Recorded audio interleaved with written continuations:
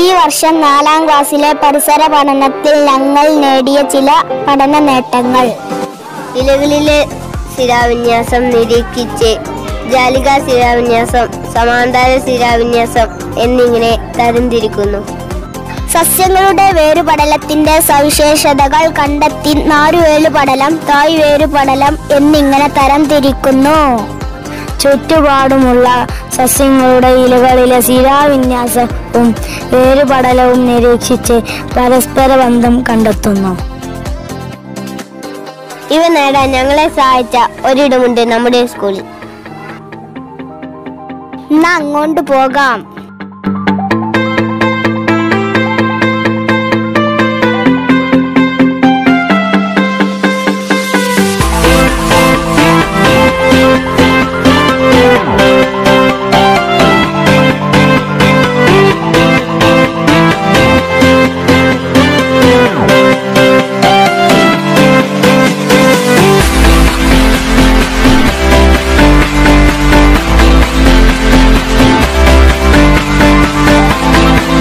ഇതാണ് നമ്മുടെ സ്കൂളിലെ ജൈവ വൈവിധ്യ ഉദ്യാനം.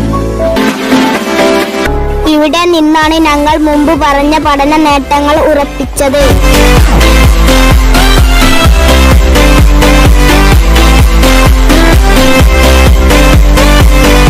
ഈ ഇലകൾ കണ്ടില്ലേ? മനോഹരമായ ഈ ഇലകൾ നമ്മൾ ശ്രദ്ധിച്ചു നോക്കിയാൽ അതിൽ ചില വരകൾ തെളിഞ്ഞു കാണാം. ഇതിനെയാണ് ഇലകളിലെ ശിലാവിന്യാസം എന്ന് പറയുന്നത്. പ്രധാനമായും 2 തരം ശിലാവിന്യാസമുണ്ട്.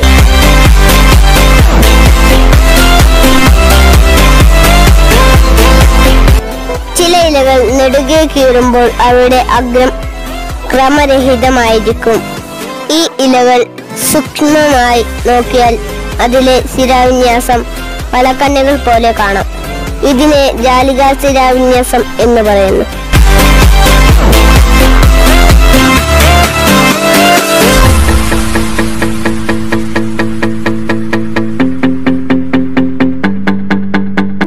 നെടുകെ കീറുമ്പോൾ കൃത്യമായി കീറി വന്ന ഇലയുടെ ശിലാവിന്യാസം സമാന്തരമായി കടന്നു വരുന്നു.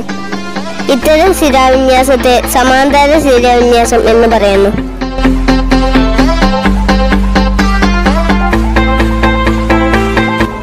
ഇലകളിൽ മാത്രമല്ല ഇത്തരം പ്രത്യേകതകൾ വേരുകൾക്കുമുണ്ട്.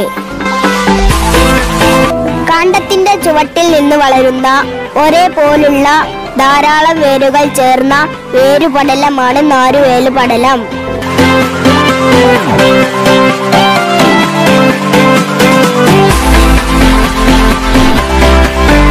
കാണ്ഡത്തിന്റെ ചുവട്ടിൽ നിന്ന് താഴേക്ക് വളരുന്ന ഒരു തായ്വേരും അതിൽ നിന്ന് വളരുന്ന ശാഖാവേരുകളും ചേർന്ന് കാണപ്പെടുന്ന വേരുപടലമാണ് തായ്വേരുപടലം.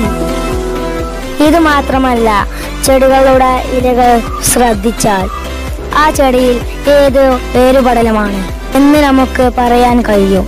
ദാ ഈ ഇലകൾ കണ്ടില്ലേ? ഇതിന്റെ ശിലാവിന്യാസം ജാലികാ ശിലാവിന്യാസമാണ്. ഇതിന്റെ വേരുപടലം തായ്വേരുപടലമായിരിക്കും. ഇതുപോലെ ഇലകൾ സമാന്തര ശിലാവിന്യാസമാണെങ്കിൽ വേരുപടലം നാരുവേരുപടലമായിരിക്കും.